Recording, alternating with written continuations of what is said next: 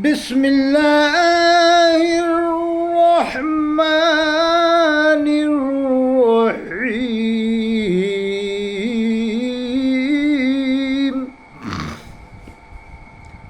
آج میں ہندوستان کے تمام رہنے والوں کو، جتنے بھی ہندوستان میں رہنے والے ہیں، سب کو اس بات کی مبارکباد دیتا ہوں کہ کل رات فائنل میں بھارت ہارتے ہارتے جیت گیا اور اس کی میں مبارکباد دیتا ہوں کہ تمام ہندوستان کے لوگوں کا دل خوش ہوا کہ ایک موقع پر بھارت ہارنے کی کگار پر تھا، لیکن ایک دم میچ نے پلٹا کھایا اور ہندوستان کے مہان فاسٹ بالر جو مائنڈ سے بھی بال کرتے ہیں، سپر فاسٹ بالر ہیں جناب حضرت جسپریت بمراہ صاحب نے وکٹ لے کر میچ کا رخ ہی موڑ دیا۔ پھر ایک اور نوجوان سپر فاسٹ پاورفل بالر جناب ارشدیپ سنگھ صاحب نے بھی کم رن دے کر وکٹ نکال کر انہوں نے بھی میچ کا رخ موڑا، اور اس کے علاوہ اس میں کپتانی کے فرائض انجام دے رہے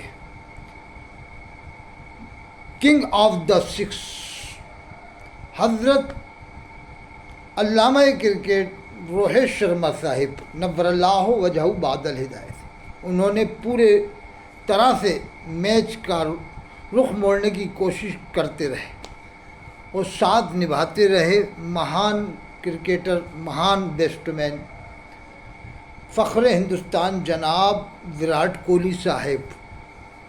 انہوں نے سنیاس بھی لے لیا ہے، میں ان کو مبارکباد دیتا ہوں کہ انہوں نے بہت ریکارڈ بنائے، اس کی میں ان کو مبارکباد دیتا ہوں۔ اس ساتھ میں آپ کو جیت کی بھی مبارکباد دیتا ہوں، پورے ہندوستانیوں کو اور بھارتی ٹیم کے کپتان علامہ کرکٹ حضرت روہت شرما صاحب نور اللہ وجہہ بعد الہدایت، اور ہندوستان کے ہندو بھائیوں سے ایک اپیل کرتا ہوں، ان کو شعر سناتا ہوں، اس شعر سے سمجھ لینا، اسی میں یہ اپیل بھی ہے۔ بھارتیوں، بھارت کی جیت کی خوشی میں پھول جاؤ، بھارتیوں، بھارت کی جیت کی خوشی میں پھول جاؤ، اور اب اسد الدین اویسی کے مدعے کو بھول جاؤ۔ اس لیے اب بھول جاؤ اس مدعے کو جو پارلیمنٹ میں ہوا۔ حالانکہ اسلام اس کی اجازت نہیں دیتا کہ ایسا کوئی کام کیا جائے جس سے فتنہ پیدا ہو۔ قرآن میں تو اللہ نے فرمایا وَالْفِتْنَةُ أَشَدُّ مِنَ الْقَتْلِ، فتنہ قتل سے بھی زیادہ سخت ہے۔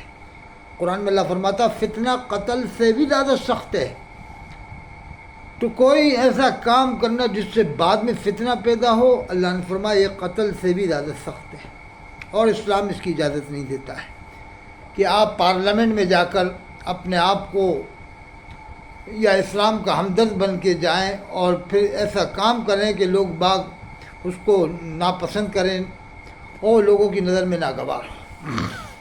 حضرت صوفی حمید الدین ناگوری رحمۃ اللہ علیہ جو راجستھان میں جن کا مزار ہے، میں گیا بھی ہوں ناگور شریف۔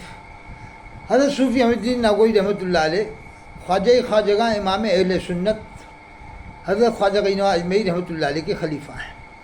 وہاں کسی ہندو بھائی نے منہ کے اوپر ہاتھ رکھ رکھا ہوا یا کپڑا لگایا ہوا سنا ہے، تو آپ نے کہا ایسا کیوں کیا؟ کہا کہ آپ کے یہاں مٹن پکتا ہے، گوشت پکتا ہے، تو ہمیں یہ اچھا معلوم نہیں ہوتا ہے۔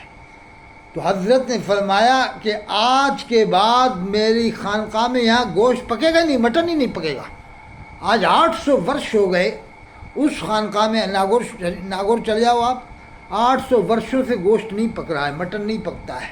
800 ورش ہو گئے ہندو بھائی کی وجہ سے کہ ہمارے ہندو بھائی کو برا لگ رہا ہے۔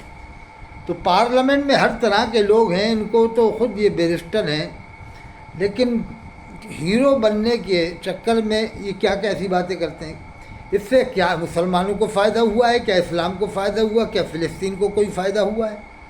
ارے بات بعد میں بھی رکھ سکتے تھے، شپت لینے کے بعد، وہ شپت کا دن ہے، اس کے بعد آپ اپنی بات رکھ سکتے تھے۔ کوئی ہندو بھائی منع نہیں کرتے ہیں کہ آپ فلسطین کے لیے دعا مت کرو یا احتجاج مت کرو، وہ لیکن وہ پارلیمنٹ ایک الگ جگہ ہے۔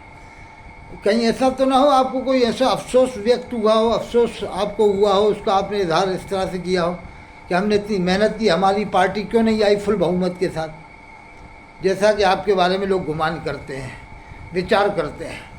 اور آپ نے ایسا کرا بھی ہے. یو پی میں کہا کہ جب پردھان منتری حضرت نریندر مودی صاحب چلے جائیں گے مٹھ میں, اور پاورفل مکھ منتری جناب یوگی آدتیہ ناتھ صاحب چلے جائیں گے گفا میں, تو تمہیں کون بچائے گا؟ ہندو بھائیوں کو آپ نے کہا تھا. بعد میں جب پکڑ کی تو کہنے نہیں میں نے پولیس والوں کو کہا تھا. تو پولیس والوں کو کہنے کا کیا مطلب آ رہا ہے؟ پولیس ایک بہت بڑی طاقت ہے. پرشاسن سے ہی تو شاسن چل رہا ہے, شاسن سے پرشاسن چل رہا ہے, دونوں کا جوڑ ہے. اور آپ نے بہانہ بنانے کے لیے میں نے پرشاسن کو کہا, تو پرشاسن کا کیا بگاڑ لیتی اگر کانگریس آ جاتی یا کوئی بھی پارٹی آ جاتی ہندوستان کی, تو پرشاسن کو کیا ہٹا دیتی؟ یہ آپ نے بچنے کے لیے ترکیب اختیار کی, کیونکہ آپ سوچے اب ہماری بات پکڑ گئی تو ہم ایسا کہہ دوں. اس کا مطلب آپ کے دل میں کچھ اور ہے, زبان پہ کچھ اور ہے. 50 باتیں مسلمانوں کی کرتے ہو, 1-2 بات کچھ ایسی کر دیتے ہو جس سے ساری کیے پہ ساری آپ کی 50 ہمدردیوں کے اوپر پانی پھر جاتا ہے. بہت گہری آپ کی پالیسی ہے, بہت گہری سیاست ہے, کیونکہ آپ بہت اونچے خاندان کے ہیں, بیرسٹر ہیں, بڑی پڑھائی لکھائی کی, اس میں کوئی شک نہیں. آپ جو کام کر رہے ہیں وہ کریں, لیکن مسلمانوں کے ساتھ آپ اس طرح سے کھلواڑ نہ کریں. اور ہندو بھائیوں سے اپیل ہے کہ اب اسد الدین صاحب کو معاف کر دیں, اس مدعے کو بھول جائیں, امن شانتی کا ماحول بھنگ نہ ہونے دیں.